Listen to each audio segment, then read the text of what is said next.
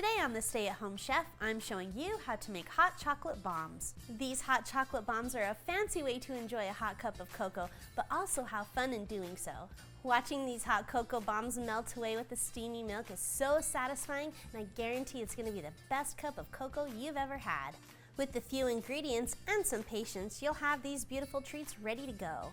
To make these, you're going to need a candy mold, which comes in different shapes and sizes, but today we're using simple spheres, chocolate chips or candy melts, the fillings such as hot cocoa powder, marshmallows, or some delicious fun additions, and some added toppings to make the bombs look, well, as the kids would say, bomb. To start, we need to melt our chocolate, which we're going to do so in the microwave. We've got 16 ounces of chocolate in a bowl.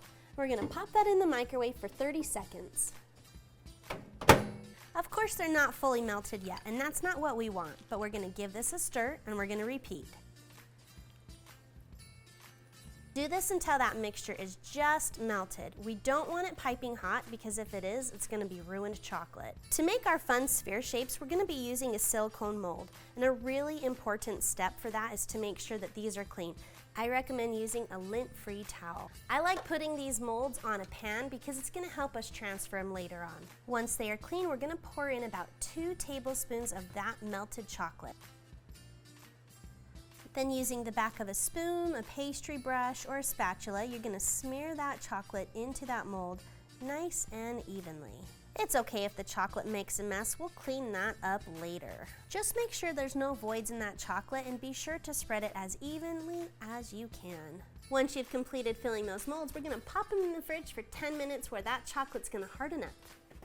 Depending on how thick you've made that chocolate, it might need to sit in the fridge a little bit longer to harden up. Now that that chocolate has hardened, we're going to pop it out of the mold by simply stretching that mold and pressing on the back side of the dome to slide those right out. Pro tip, if you want these to be extra beautiful, I recommend using gloves so you don't smudge those beautiful spheres. When you get those spheres out of the mold, what we need to do next is take half of those halves and even up the edges. To do that, we need to get a pot of water simmering, and we're going to place on that a baking sheet or a large plate. Set the open edge of that sphere on that hot surface and rub it around a little bit. And the next pro tip is to pop that right into the muffin tin. By doing so, you can hold the muffin tin, not the chocolate, and then you won't have melted chocolate all over your hands. Now it's ready for assembly, which we're going to do by adding 2 tablespoons of cocoa powder, 5 to 6 mini marshmallows, and about half a teaspoon of crushed up candy canes. To complete our bomb, we need to put the top on. To do so, we're going to do that hot plate trick and melt it onto the plate and then stick it onto the bottom. That melted chocolate acts like glue and seals those 2 halves together. If you find little gaps, you can always pipe a little bit of chocolate into that. And use a metal knife or a spatula to scrape along that edge to remove any excess. Now that they're assembled, let's decorate. I like to drizzle a little bit of melted chocolate onto them.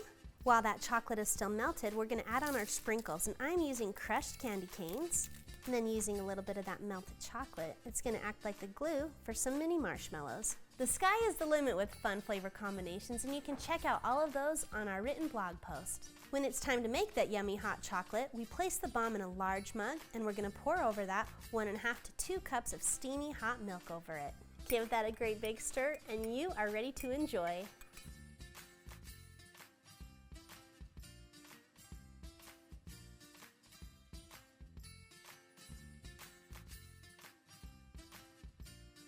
Thanks for watching. You can find the full written recipe in the video description below.